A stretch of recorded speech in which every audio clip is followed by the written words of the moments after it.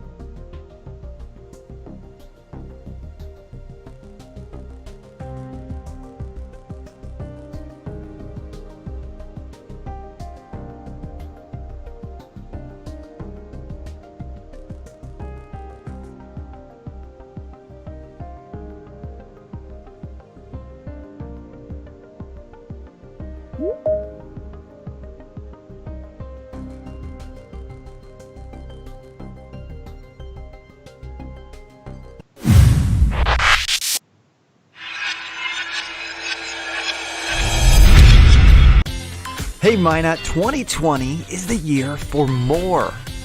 Yes, it's the U.S. Census season, and with it, Minot could see more. More opportunities for business, more federal funding for roads, for our schools, and for our community. Take part in something more. Take the census, because for us, more means more. Visit minotnd.org to learn more.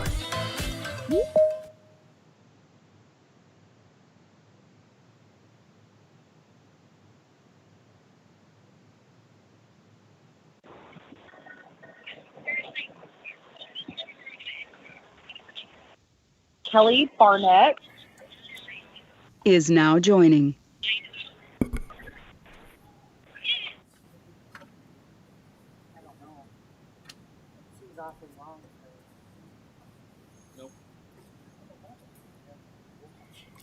Well, there's two. This is stapled together here. You had the back half. No, you got my name's on it. It was stapled to it. Is the phone all lined up now? Are we good? All right, it's 5:30. We'll call the June 2nd, 2020 meeting of the Planning Commission. Call the roll. Barnett. Barnett's here. Bauman. here. Bullinger. Bullinger.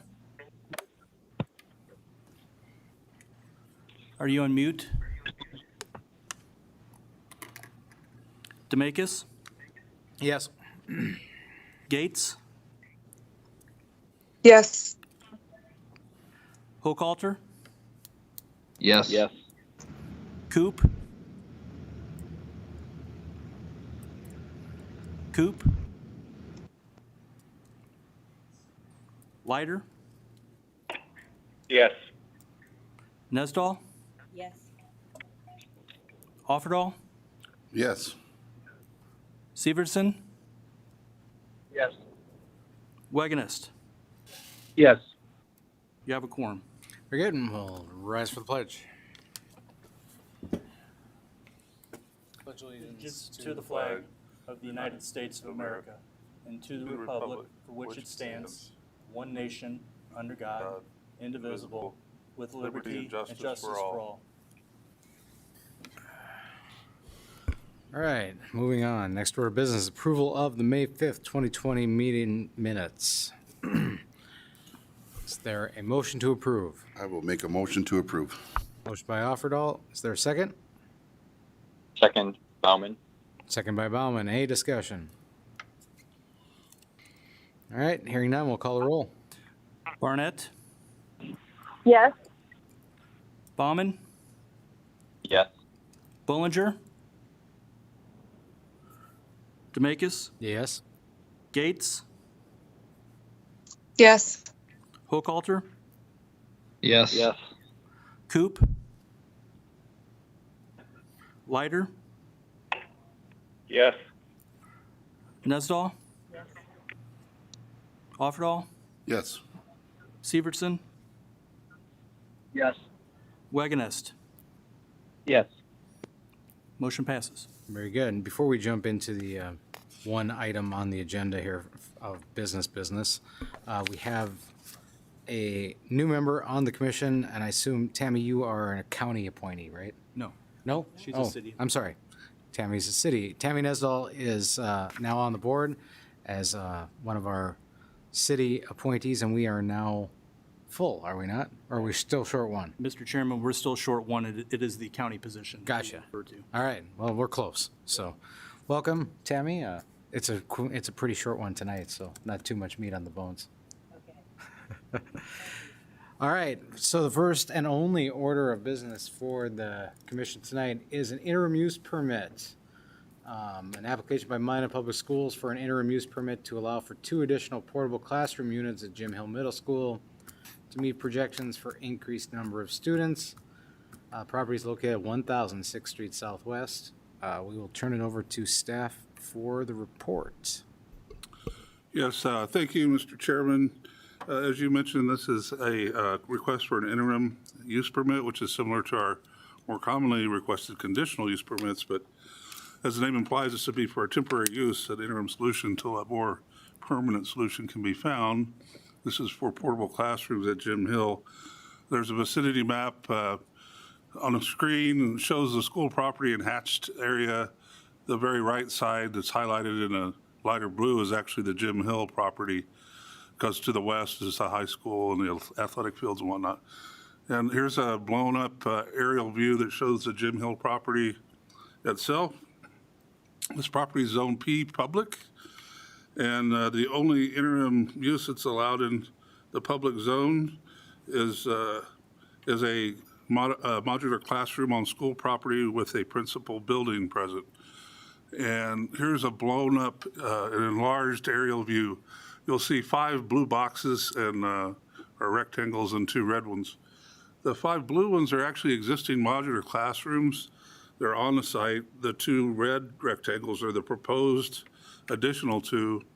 Each of these units has 2 classrooms in it. So there's 5 existing with 2 classrooms, so 10 total. They want to add 2 more with 2 classrooms to bring it to a total of 14. And the reason is that they're anticipating an increase of 80 to 90 students at Jim Hill. And because of budgetary constraints and whatnot, they can't just build a new school or build on. And so this is the interim solution that they're seeking approval for. This is a sketch that the school district provided that, again, shows kind of the arrangement. You see a dimension of 8 feet between the end walls, and we're going to request that that be increased in our conditions to at least 12 feet. There's a zoning that's public. There's public to the west and to the north, and residential R1 to the east and the south. So where these units are located at that northwest corner, they're about as far from the residences as they can get on the property, kind of hidden behind the building. This is a photograph of one of the existing portable classrooms that's up there. The new ones will be basically the same. Here's another view of the ones that exist there. And here's a view of a vacant blank area of the lawn where the 2 portable units will be placed according to the site plan. Now, as part of the interim use process, there are several, like 10 questions that are issues that are raised in the code, and the school district responded to those. There are issues like the use won't be detrimental to the neighborhood, it won't endanger health, safety, and comfort, or it'll be harmonious with surroundings, it'll be adequately served, those types of things. And their statement was, it is the Minot Public Schools position that all criteria will be met. And they went on to add some more additional information in a written application that said they're going to have adequate fire detection and extinguishers. The units will not be sprinkled, but they'll have fire alarms and they'll have extinguishers. There's no plumbing to the units. The kids go to the main school. And by the way, the kids go back and forth. They don't come to the classroom and stay there. They have some of their curriculum inside and some in the portable units. The HVAC is self-contained. They're going to run data services from the main building out to these units. There are surveillance cameras. Electricity is provided from Xcel Energy. And there'll be an area fenced off with chain link around the units. And they've made allowances for snow removal. And they offered this statement, and I'll read it to you. It says, while not ideal, modular classrooms are a necessity until such time that a permanent addition can be funded and constructed. Discussions are in place to address overcrowding issues and possible solutions. So this went to DRT, Development Review Team, and as a public zone, we had the commission and council people present there too. There was two kind of main issues that were discussed. One was just the fact we need to find a more permanent solution for this. That the interim thing is okay, but we have issues, especially with fire concerns and whatnot. And the school, as I just read, is aware of that. They're working on it. So staff decided a 5-year limit on this permit would be appropriate. And the other thing that we discussed a little bit is that hopefully approval of these modular classrooms won't be a hindrance to passing a school bond in the future, in that people might say, well, we approved all those modular units. They got plenty of room up there. We don't need to approve the school bond. I don't know if that scenario may happen or not, but that's one thing that we talked about. And the fire chief did write a letter to the school district, and I'll read it into the record here. It was dated May 15th to Minot Public School District, to whom it may concern. This letter is in regards to the temporary classrooms that are being added at Jim Hill Middle School. As your fire chief, I have concerns with these temporary structures due to the construction and use. The lightweight construction of these modular structures is notorious for burning very quickly and has the ability to spread to other structures that are placed in close proximity. The layout of the current set of structures, as well as a plan for 2 more, do not provide enough space to ensure safety of the structures nearby. This will place the other structures in danger of fire under the current plan. I understand the need for the temporary classrooms to be in close proximity due to movement between buildings, as well as the need for security. I just want to ensure that you are aware of the dangers you are placing your permanent building under during this time. In regard to life safety, the use of these buildings is not of such that would warrant me to be as concerned about life safety at this time. These buildings are protected by a local fire alarm system, which means that there's no notification system to the fire department in the event of a fire. This will delay a response, as we will need to be called in to the dispatch sooner. And the final paragraph, I am empathetic of the budgetary constraints and planning surrounding construction, as well as the need for additional space sooner rather than later due to your growth. We have asked for a 5-year time frame on the use of these temporary classrooms. I just cannot stress enough the need for a permanent solution. Regards, Kelly Cronschnabel, Fire Chief. So through that discussion, we talked about the distance separation, and we came up with that 12 feet or more, at least 12 feet, maybe being a desirable thing. So findings of fact. The applicant has submitted a complete application and support information. The request is consistent with the future land use map of the comp plan, although a more permanent classroom solution would probably be more in policy keeping with the comp plan. Number 3, this request meets all the bulk requirements of the zoning ordinance, setbacks, heights, and that kind of thing. And number 4 is just a recognition that we're holding a public hearing here, and that the public notice requirements have been met. The hearing has been legally noticed and posted and held and conducted under the requirements of state law and local city ordinances. Recommendations, staff recommends the Planning Commission adopt the findings of fact and recommend approval of this interim use permit to the city council, subject to the following conditions. First, number one, 5 years after this interim use permit is approved by council, the permit will be reevaluated for either extension or termination, subject to the plans and funding available to the school board to provide a more permanent solution for classroom space. And number two, the city requests at least 12 feet of separation between the proposed units. If there could be more, that'd be better, but we're saying at least 12. From what they're showing now is 8. So with that, if you have any questions, I would be glad to answer them. Are there any questions for staff?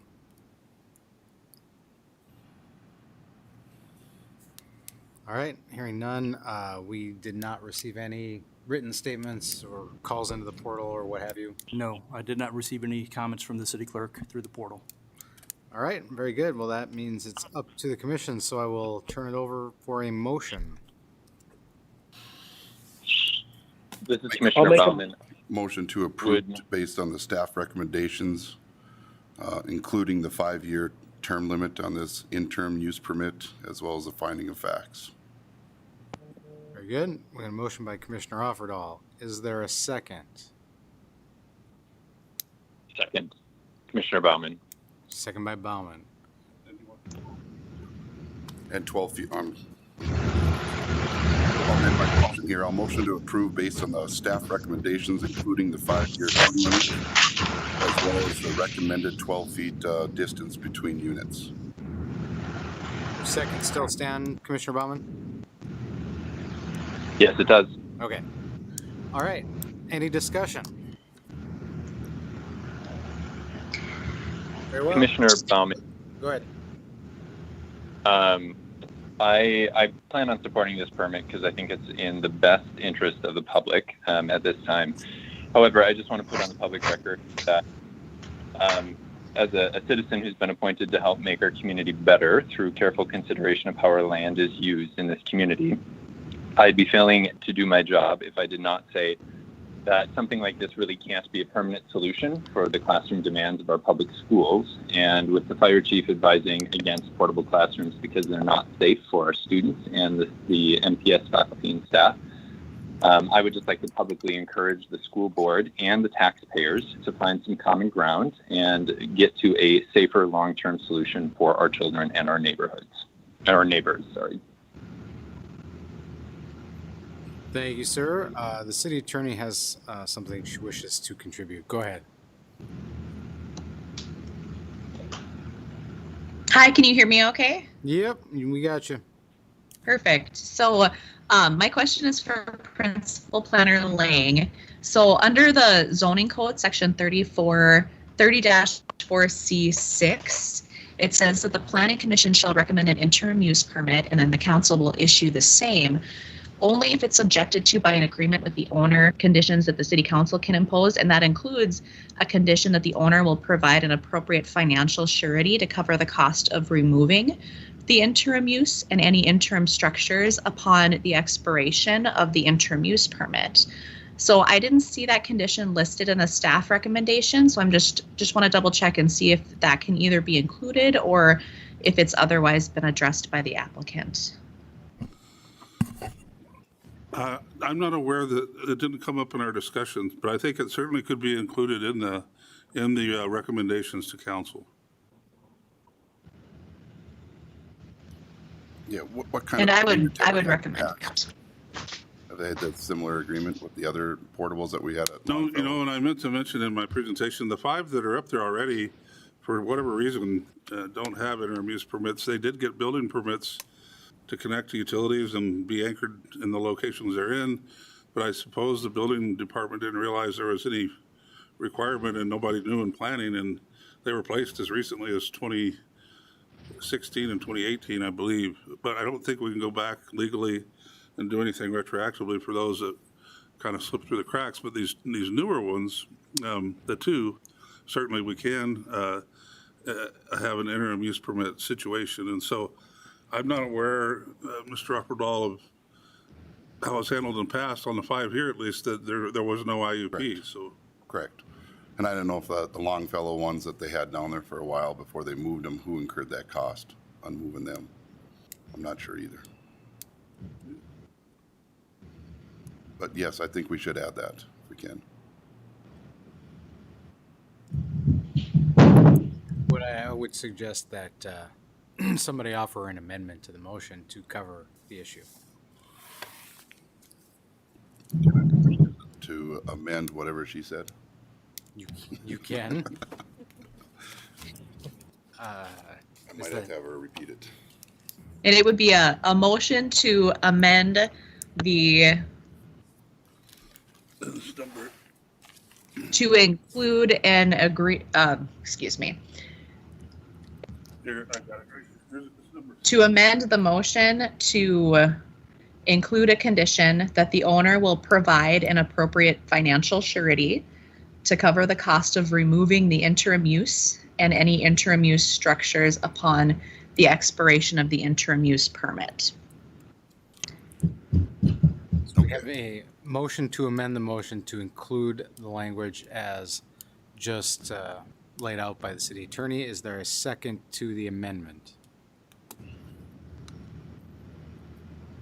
I'll second it. You made the motion. Okay. Second by Commissioner. Second by Commissioner Barnett. Any discussion? We have a motion and a second. Hearing none, we will call the roll on the approval of the amendment first and then move on from there. Barnett, Yes.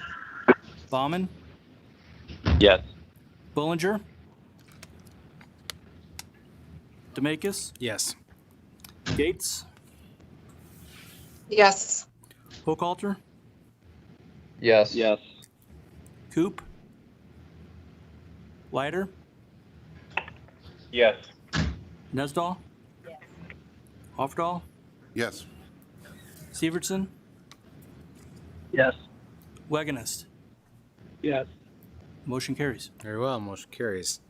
The amendment to the motion carries. Now, the original amendment is still on the table. Is there any further discussion? Or the original motion is still on the table? Is there any further discussion? All right, hearing none, we will call the roll. Barnett, Yes. Bauman, Yes. Bullinger, Demakis, Yes. Gates, Yes. Hochhalter, Yes. Yes. Coop, Leiter, Yes. Nesdahl, Offerdahl, Yes. Severson, Yes. Wagonist. Yes. Motion carries. Very good. Well, motion carries. I will forward on to City Council. That is all for the business side of the agenda, unless there's any other business. There being none, we are adjourned. Thank you all. Thank you.